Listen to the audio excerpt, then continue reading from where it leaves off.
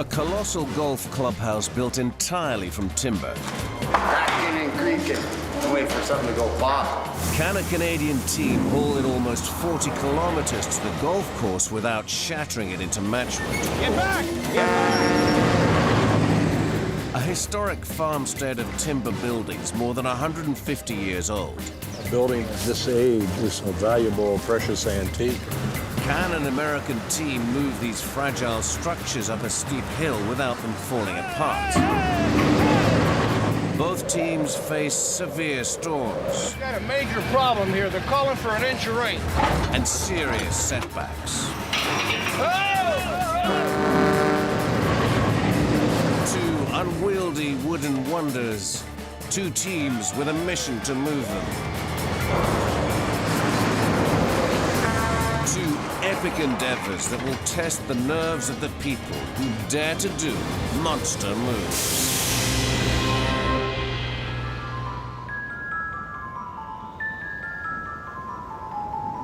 Morden is a small prairie town in Manitoba, Canada. The nearest city is over 120 kilometers away. One of the few weekend attractions is Minnewaska Golf Course. It went off into the sunset, buddy. All right. I really hadn't been golfing that much before I moved to town here. People do like coming to a place that provides scenery and a beautiful setting. The golf club draws visitors and business to this isolated outpost. This is an 18-hole town. Growing up as a kid in Manitoba, and I've always loved this course. Unfortunately, the clubhouse is not exactly up to par.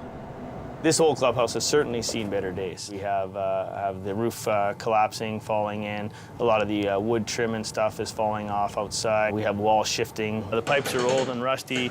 This place bangs when the dishwasher upstairs is turned off. Literally, the clubhouse shakes. Good. The club's members have spent 3 years trying to raise $3 million to build a new clubhouse, but they still have a long way to go. Until one day they hit on a brilliant idea. This restaurant 37 kilometers away has closed down and is now up for sale. Why not buy the building and move it to their golf course for a quarter of the price? In terms of getting the incoming building moved to this site, well, I certainly think it's going to be a lot of work. This building would make a perfect clubhouse. It covers over 700 square meters and has the spacious grandeur of a medieval hall. Yet this old-style timber frame construction, where everything's held together with wooden pegs, will be a challenge for any mover. If the plan works, this could turn Minnewaska into the Gleneagles of Manitoba.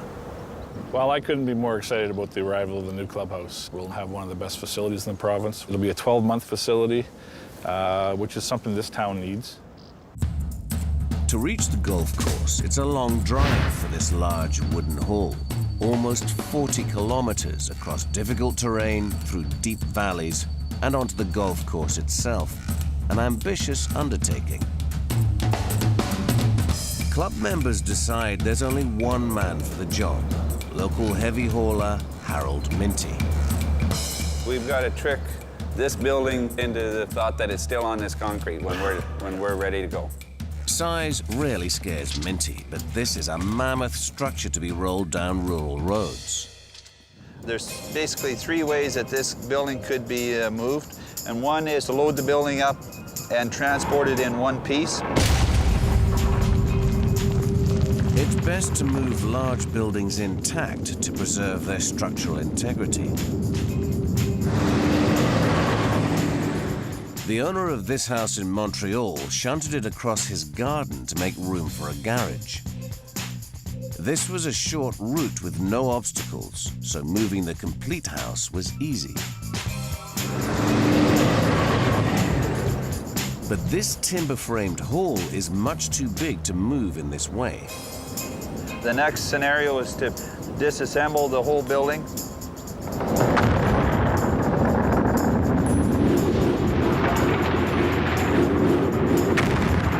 Wooden buildings are often completely dismantled, timber by timber to move long distances. This wooden church in Fairview, Canada, was too large to move to a neighboring parish intact. So movers exploded dynamite inside the building to loosen the thousands of nails holding it together. They then disassembled it, one plank at a time, for its 25-kilometer move across the countryside. It took 10 carpenters over a year to put the infamous blasted church back together. But a year was too long for golfers anxious to move into their new clubhouse before the next season begins. This leaves Minty with one final option. He must cut the hall into separate sections and move each piece individually. We would be physically cutting it from front of the building to the back of the building, and then that'll get us down to 3 pieces that we can manage. Players are confident that their new clubhouse will make it to the final green for the start of the next golf season. All things said, this should go in. Just like the building coming over here. All things said, that should work. That's it. That's the one. That's it. In fact, they're so confident, they demolished their old clubhouse before they've even teed the new one up. It's awesome. Yeah. Oh, that's great. Great to see the building go down. Can't wait till the new one gets here. Be a good sign of things to come.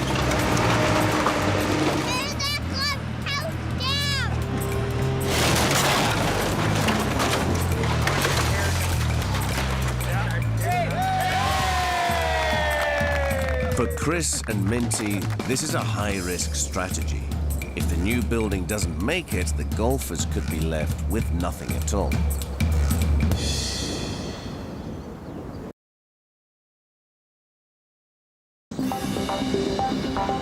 In Staunton, Virginia, a big move is about to begin.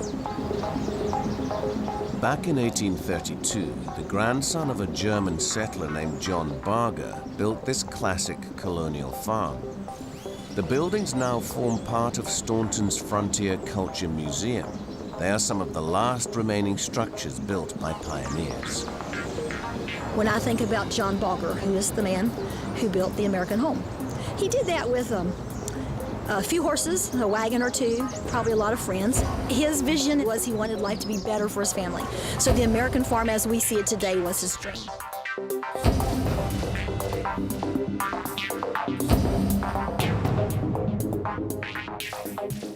A house, barn, and several smaller outbuildings make up the farmstead. But visitors don't flock to the museum like they used to.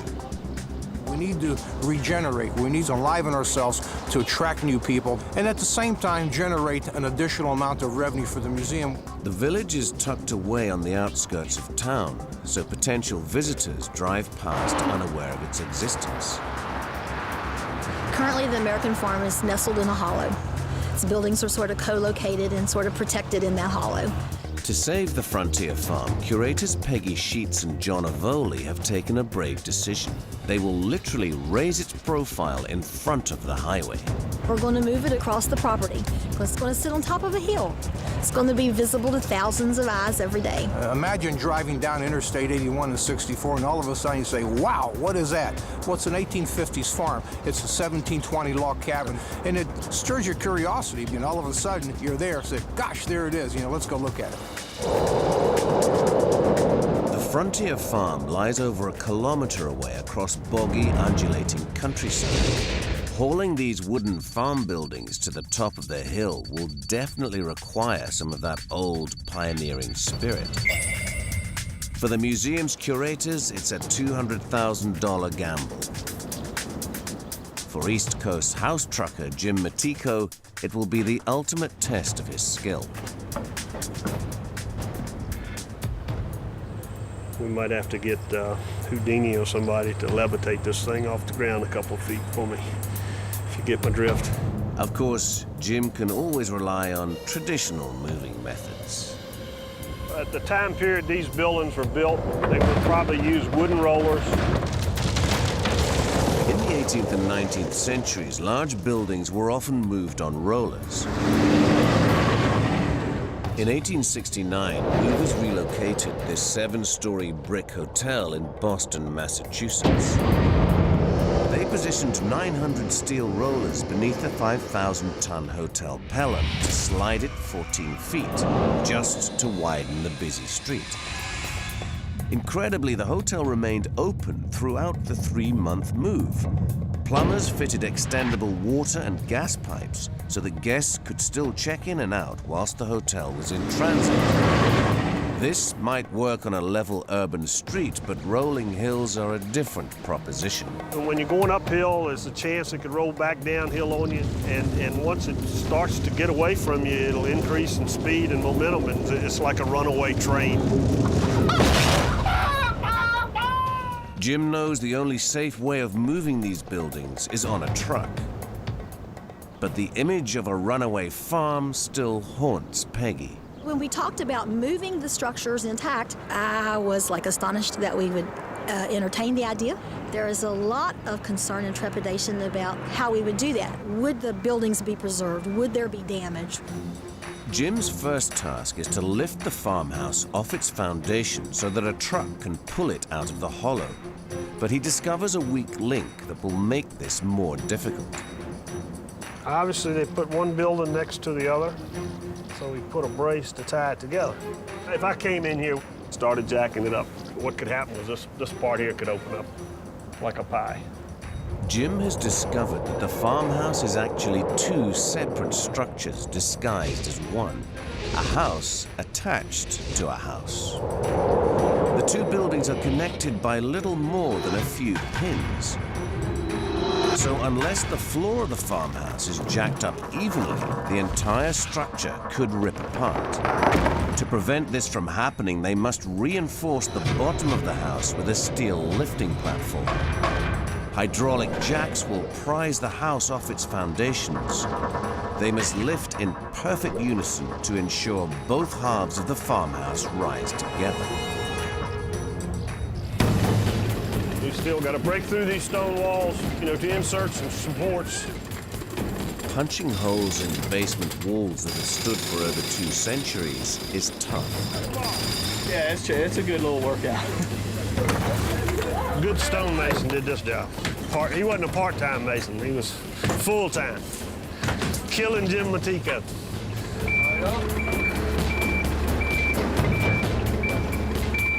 But just as the lifting rig takes shape, Jim runs into an immovable object. This is the mother of all load of stone. We got a hell of a load right here. Probably one of the most difficult parts of the move is supporting this massive stone fireplace. A stone chimney runs down the center of the farmhouse. It weighs 60 tons. If the fireplace and chimney is left unsupported during the lift, it could topple over and destroy the entire house. To give the chimney the support it needs, they must construct a steel rig through the base of the fireplace and lift it separately. They will have to lift the walls and fireplace simultaneously to prevent the fireplace falling through the floor.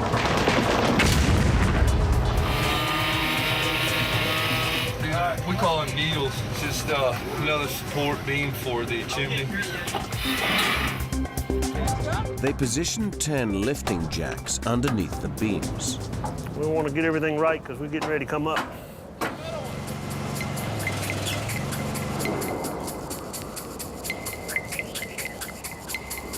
Down a hair. Oh, The building is rising up at a dangerous angle. They must level the rear of the farmhouse before trying it again. Hold it a minute. Bring your right hand side up a little more.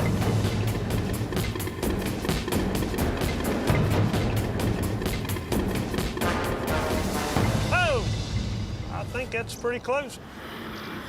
They balance the building on wooden towers, but it is vulnerable to the elements. A bad weather report is the last thing Jim needs. We've got a major problem here. They're calling for an inch of rain. Right, I understand that. That's right. And the damn thing, guess where it all drains? Right in this bottom right here. Right in here. But the safe place Go right through. See where the red car is? Yeah. Just set it right there in the parking lot. Right on that spot right there. Right there on that spot. Well, let's do that then. A storm threatens to turn the excavation site into a mud bath. Unless Jim moves fast, the farmhouse will be caught in a quagmire. Yeah, I'm thinking it's starting to get dark. It's gray looking. They're calling for rain, so hopefully we can get her over on the parking lot before it kicks in.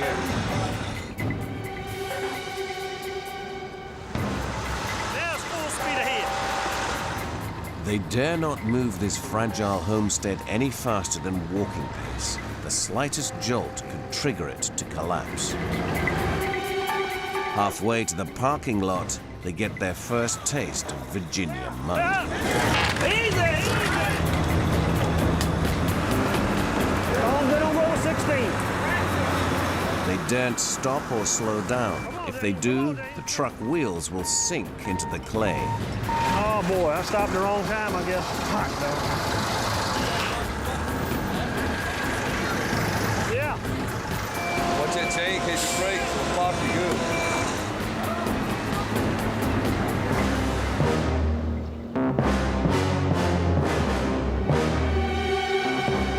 Hey, he got it. They make it to the parking lot before the storm breaks. Now all they have to do is feed a dozen or so parking meters. Come on here. I want clap. I want pockets. I want pockets. We got the main house where we want it. Next worry is the loading of the barn.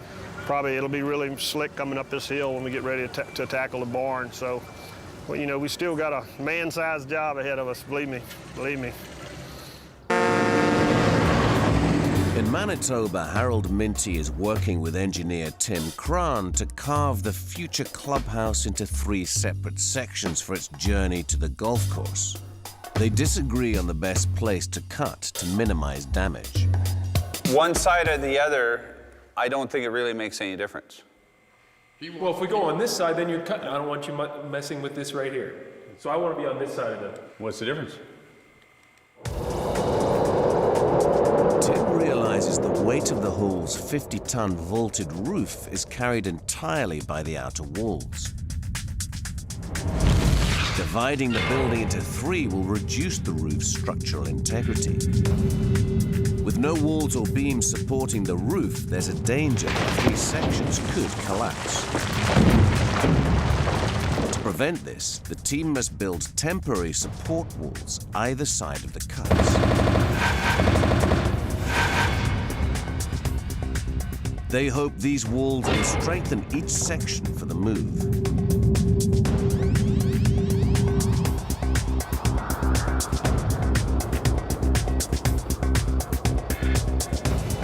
Once the support walls are in place, the team brave the icy roof for some circular saw surgery. This is the first cut. It's vital they make clean cuts through all beams and joists. If the 2 halves remain joined anywhere, it could cause serious damage when the wings are pulled away.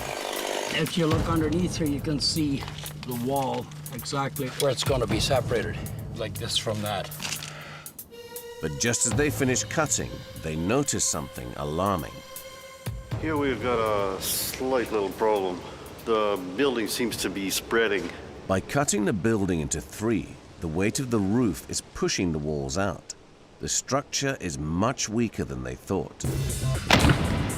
They now fear these weakened sections may not survive the journey. The cross-country roads are bendy and bumpy. This constant pounding could cause the walls to twist permanently out of shape, making reassembly impossible. The team decide to pull them inwards with steel cables.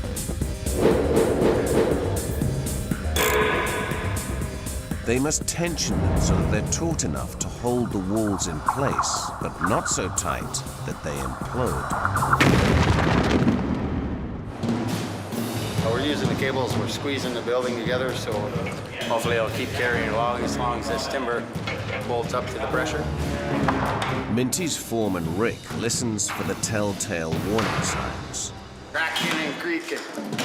I'm waiting for something to go pop. Okay, I tell them to hang on a minute. Things are still cracking here.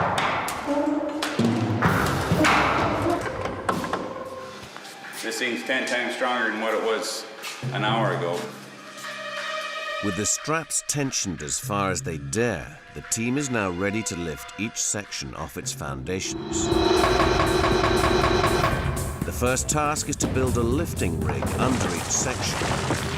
But the wooden walls are flimsy and weak. There's a risk they could tear apart during the lift.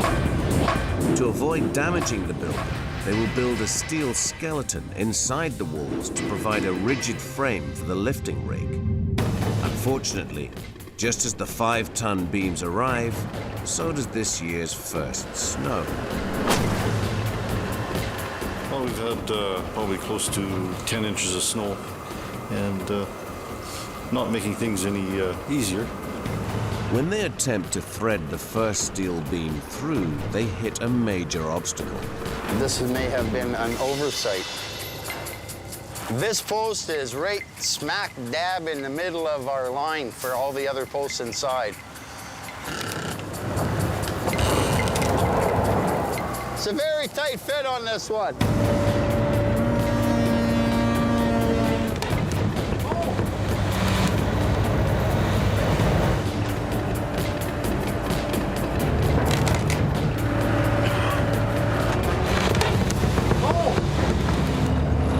What are we, Marsh? 14.4. Then we can get the next one in. And hopefully it'll be a little easier.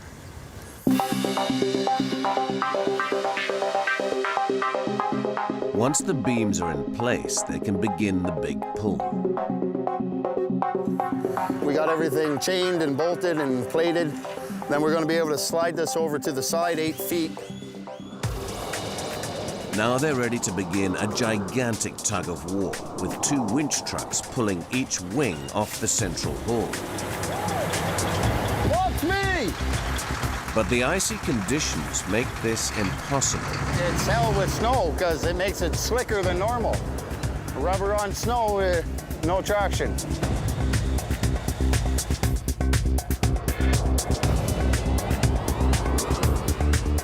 After almost 2 hours, the drivers gain control and the wings pull away cleanly.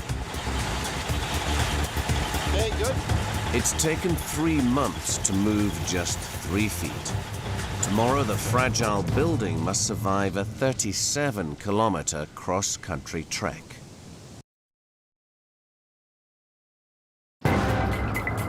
In Virginia, storms threaten to wreck Jim Matico's attempt to move the frontier farm up the hill. They've brought the farmhouse to a parking lot, but before they can move it any further, they want to lift the outbuildings off their foundations. We have a wooden timbered structure with logs stacked one on top of each other. Some of the logs are getting pretty old and they're brittle. They've been weakened. The barn is built from more than 1,000 interlocking wooden beams. The beams are over 10 meters long and weigh more than 1,000 pounds. The only thing holding them in place is their sheer weight. It makes the structure extremely precarious to move. If there's too much pressure on the walls or a beam dislodges, the structure could collapse like a tower of play school blocks.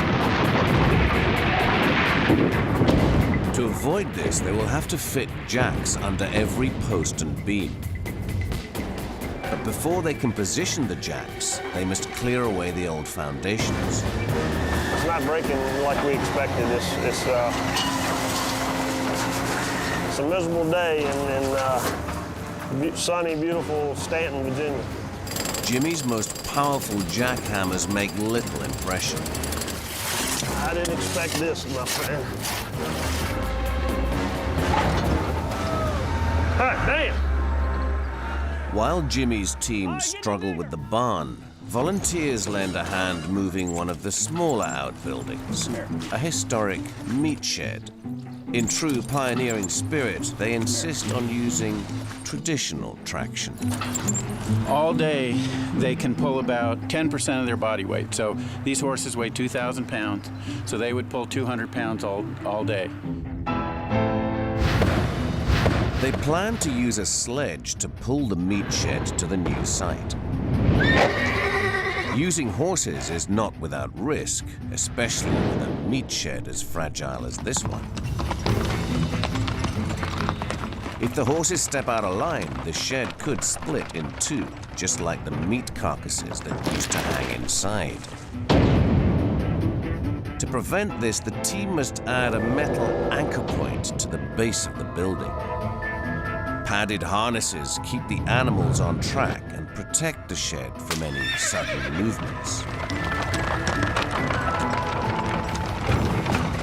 All fine in theory, but when Mac and his fellow heavy haulers line up, they're not so sure they like this latest task. Come up. Mac! Mac! Come up! Come up! Come here, Mac! Mac! Come up! Whoa! After a rocky start, the driver manages to gain control, and they set off to the site. Meanwhile, Jimmy's backup team is lifting the well from its foundations. Here we move to this little stone building that is just the smallest of buildings. Something can go wrong.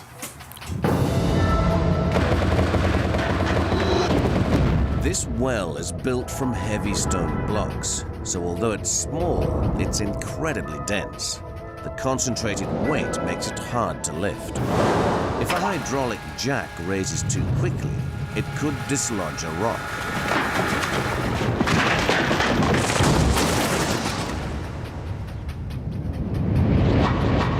Adding a lifting platform will secure the load, but make it even heavier. Just as the well floats gently into the air, they have a scare.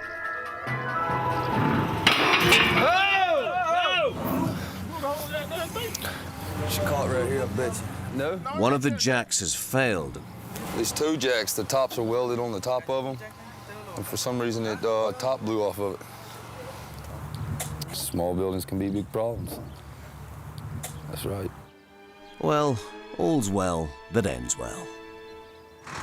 Meanwhile, over at the barn, Jimmy's slowly winning his battle with the concrete. This is like a Blue Monday for us. Nothing's going right according to plan. It takes over a week of battering before the barn is finally free. What we're doing right now is kind of put some pressure to it, but we don't want to put too much. Give me a little more pressure. Bring the far side up a hair. Yeah, for that one.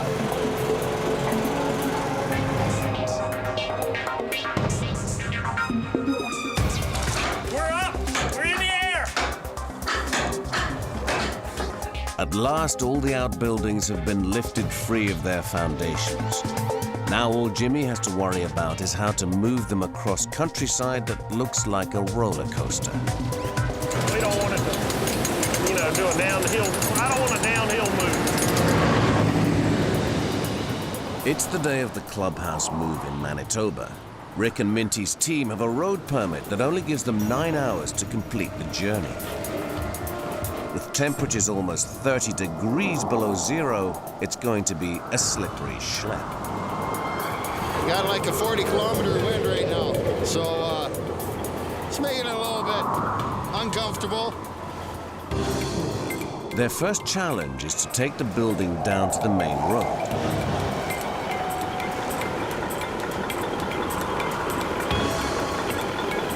Overnight, the snow has compacted and frozen into solid ice. It's like minus 29 with the wind chill today. And it just hard packs and it comes like a skating rink. Zero traction. I love the winter. They call in extra pulling power to drag the hull off its old foundations. We gotta get some traction, so we throw this down under the tires. Hopefully that'll help with the Bobcat, with the Freightliner on the winch truck.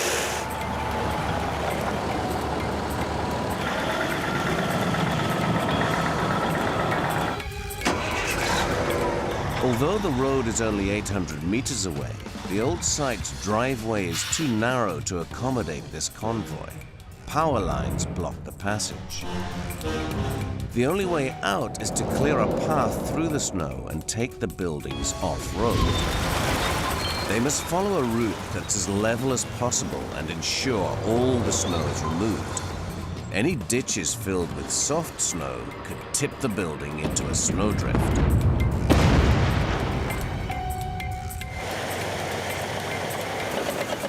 Just going to pull a big Huey and then head out into our road across the field. Well, finally, after 9 days of bolting, chaining, sticking steel in, we're finally rolling down the road. It feels good. They pick up pace, but just as they turn the corner onto the highway, disaster strikes.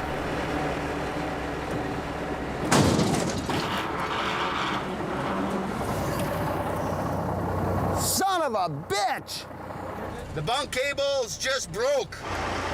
When the front wheels careered into a ditch, the impact snapped the cable securing the load to the truck. Well, that didn't make a good day. Bunk cable failed. Shouldn't have, but it did, you know. Could have had a broken strand that we didn't see. It's not the convoy. The circus would be more like it. Golf club manager Chris Worley arrives to find his clubhouse stranded in a bunker. I don't know what happened. We just got here. We just saw it fall. Let's hope that they can get this thing hoisted back up and rolling again. It takes them over an hour to raise the haul out of the hole.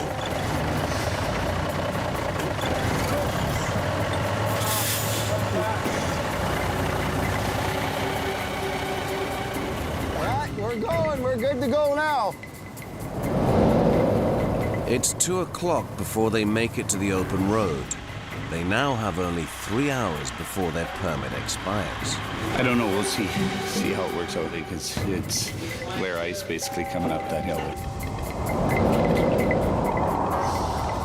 The road ahead passes out of the valley up a hill with a gradient of 12%. If the trucks start skidding, their loads could be dislodged.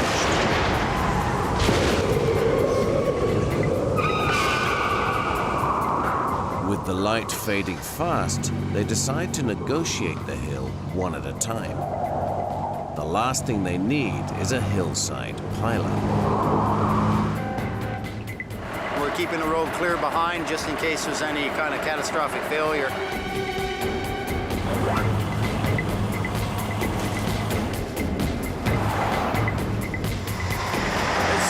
It's taken a little bit of time to get all 3 sections up. Pretty slow, pretty heavy pull there for that grader.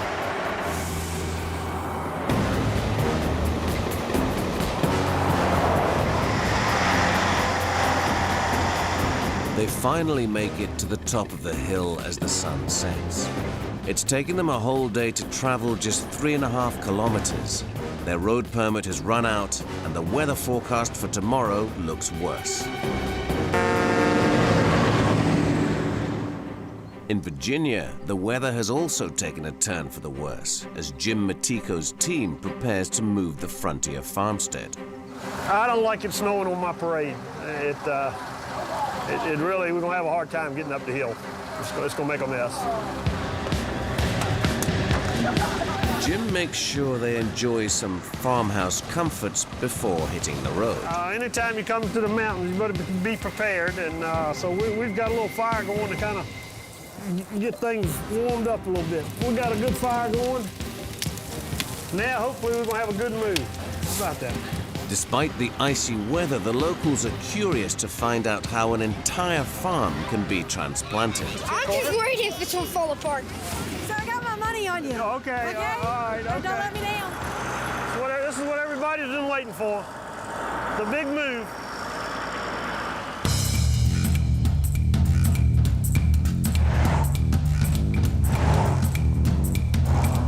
The route may not be far, but it's lined with obstacles. Overlook this light we got here. Let's get this way a little bit.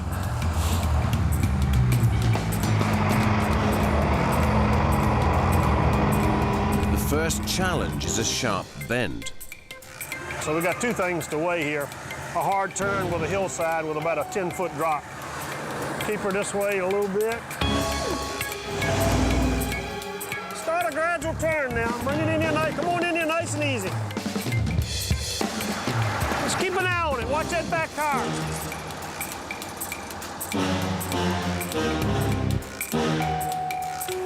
Man, we look like we know what we're doing. Ah, damn. Now they must climb a steep hill. With more snow forecasts, the ascent could be dangerous. It is sure enough slick right up there. Where, on top of the hill? Now, right where the snow starts. Oh, okay. This ends. Okay. It is like greased, you know what? Okay. When the gravel ends, the slickness begins.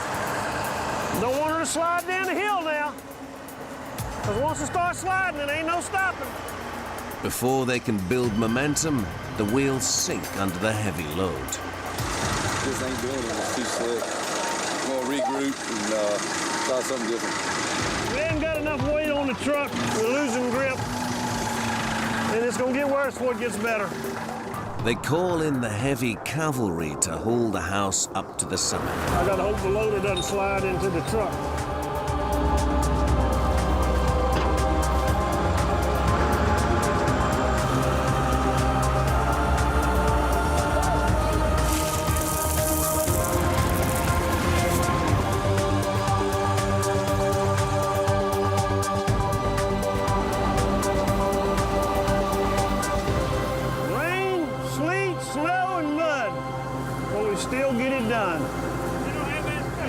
The farmhouse has made it, but as the blizzard thickens, they abandon plans to move the rest of the farmstead today. The weather would just give us a break. We might break it out of here in about a week. So the barn is yet a fight to be had. It's day 2 of the clubhouse move, and police have extended Minty's road permit for a further 9 hours. They have over 30 kilometers to drive today, but highway manager Glenn Szyskowski thinks conditions are too dangerous for such a large load. Waiting on fog. Visibility is too thin. It's mid-morning before the thick fog clears. What's the good news? Let's rock. Laura, you start stopping them right away so we can clear that 4 miles. I'm starting right now. It's moving time. There you go. They're off and must travel as fast as they dare to make up lost time.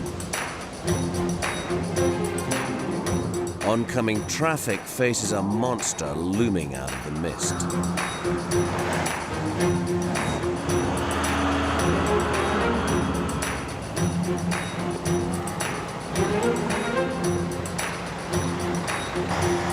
It takes them 4 hours to make it over the next hill. Now they face a perilous descent. The route down into the valley of Minnewaska is extremely steep. The road is sheeted with ice and snowbanks line either side of this slalom run. Their worst fear is losing control and having a runaway truck.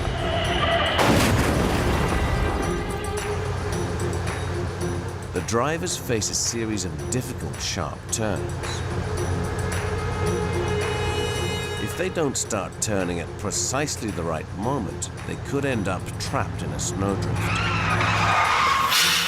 And reversing is not an option in these Arctic conditions.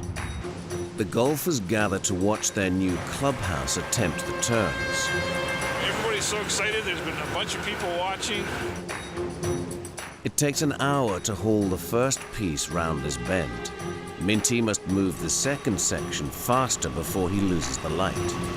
Well, we're getting close to the end, but like they say, you got to be close. When you're getting close to home, that's where most accidents happen. Okay, get back, guys. Get back. Just as they turn the corner, the driver loses control. Get back! Get back!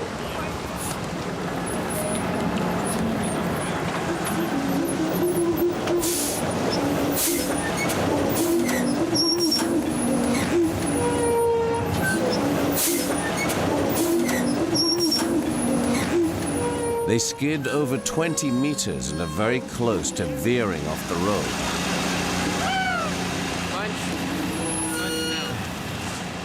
This goes to show you, you need traction, traction, traction when you're dealing in the ice and the snow. And we just didn't have enough of it down here, and that's what happened. The building started pushing the truck.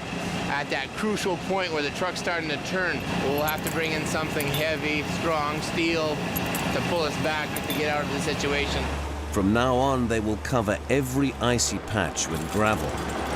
Yeah, it'd get back pretty good, because if that snaps, just watch yourself.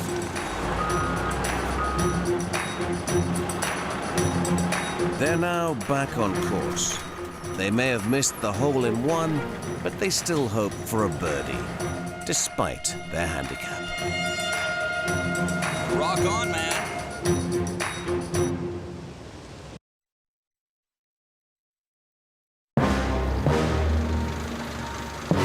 In Virginia, it's become warmer, and the melting snow has turned the ground muddy. Just what Jim Matico needs as he prepares to perch the barn and well on the summit. Today, moving the barn is total courage. Get the hoses hooked up. I gotta be the one that mushes the troops all the time, cracks the whip.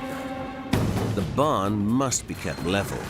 If it leans out too far, the loosely stacked log walls could collapse.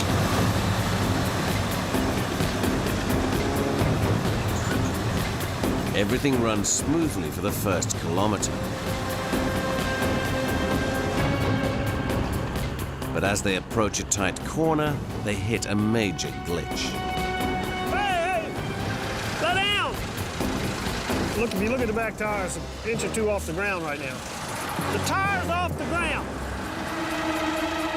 The barn grinds to a halt, and the right side suddenly starts to sink into the mud. What have I got myself into? Luckily, a local farmer comes to the rescue. We may all have to get behind and push.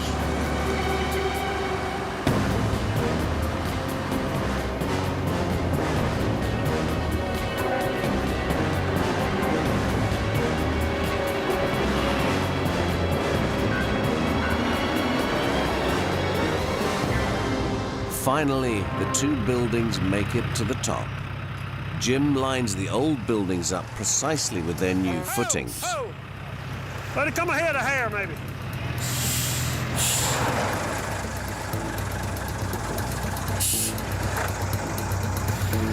That's good as Jim Matico can do right there. All right, guys, block the dollies off. What is that? Block them up. Yep, that's it. That's it. Hallelujah. Have mercy. Oh, Lord. The Frontier Farmstead is saved. In the spring, there will be a grand reopening in full view of the highway. In Manitoba, Minty and Rick are on the last round of their 37-kilometer journey with the new clubhouse for the old golf course. Hit the dusty trail, high gear wide open down the highway, and get the heck out of Dodge.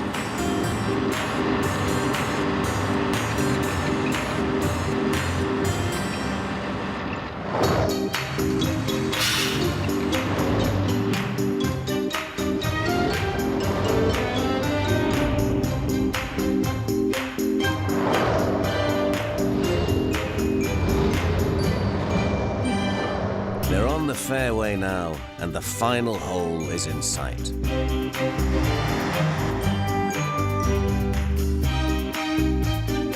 But will they be able to tee it up with the required precision? I have never seen anything quite like this. Probably never will again. You don't want the boat to just snap the cables and fall off. That'd be bad. Yeah.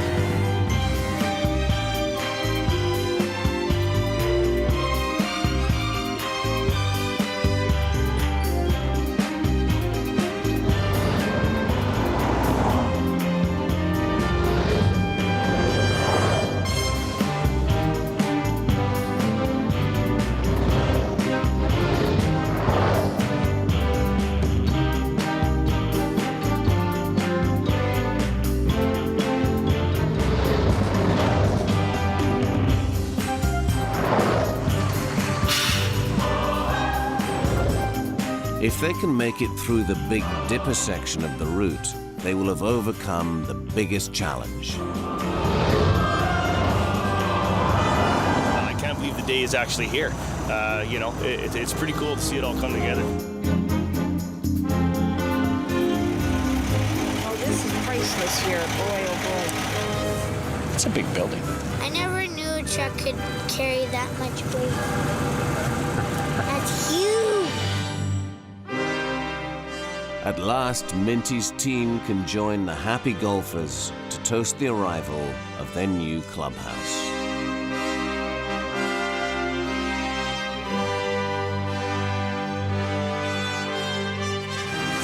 Well, all There three you go. pieces down. There's your Christmas present There for we the go, year. yeah. Everything's down here in one piece, or three pieces as it were, so we're in good shape. Couldn't be happier.